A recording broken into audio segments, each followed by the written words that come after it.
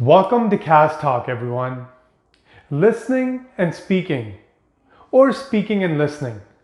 I'm not sure what came first, but they are both integral parts of communication.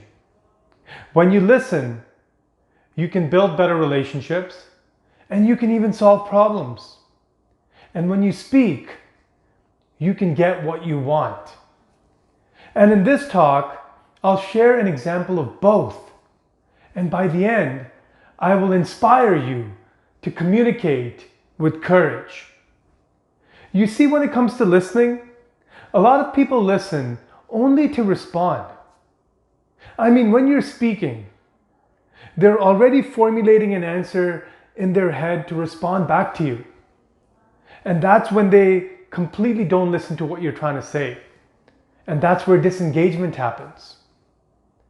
Think about a time when you wanted to call somebody like a friend or a coworker because you wanted to talk about something and just, vent your frustrations out.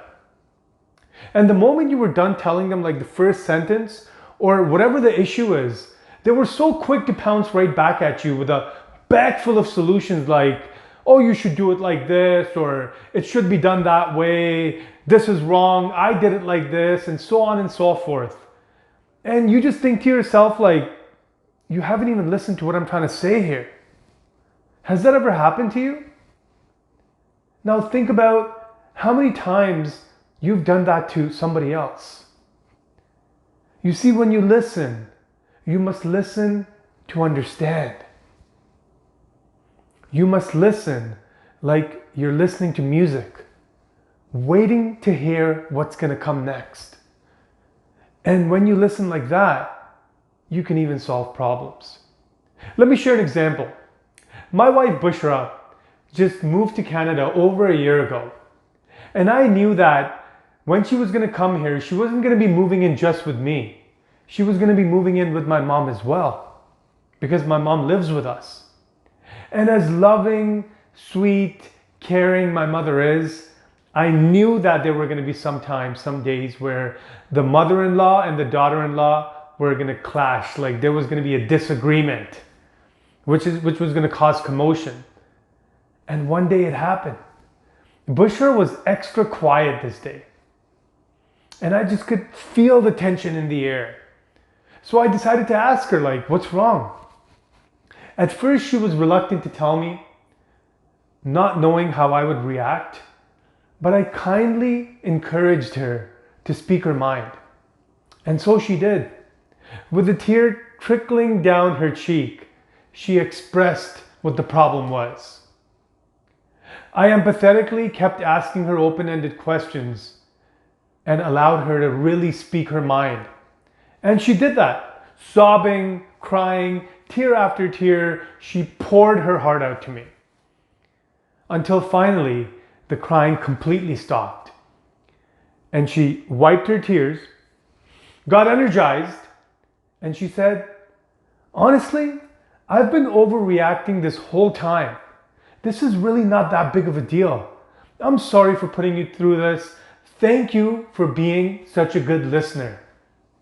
Voila, I've resolved the whole matter without having to give a single suggestion or give any lectures.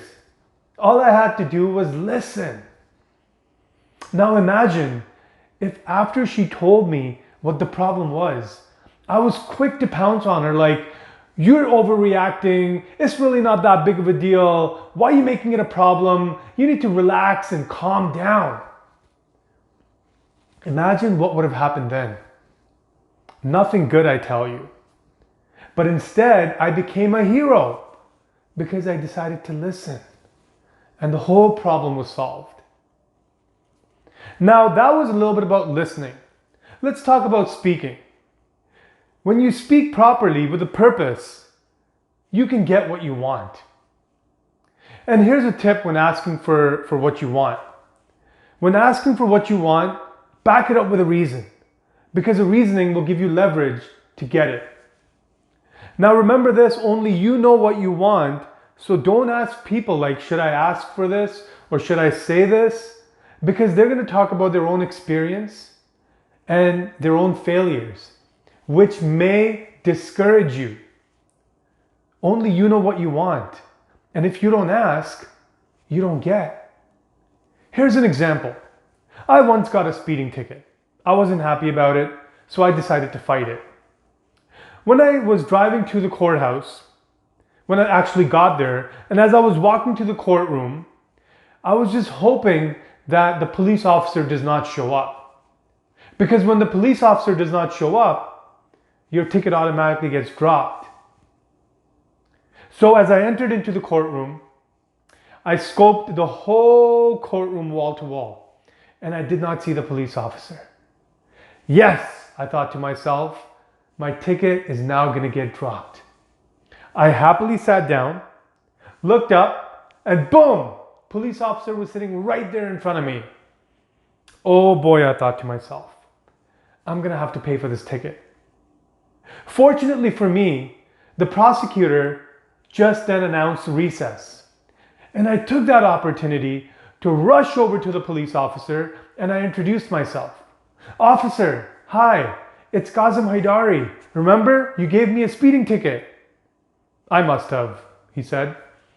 I said, officer, I'm a good citizen, I'm a hardworking man, and I have a clean record. Can you please drop my ticket?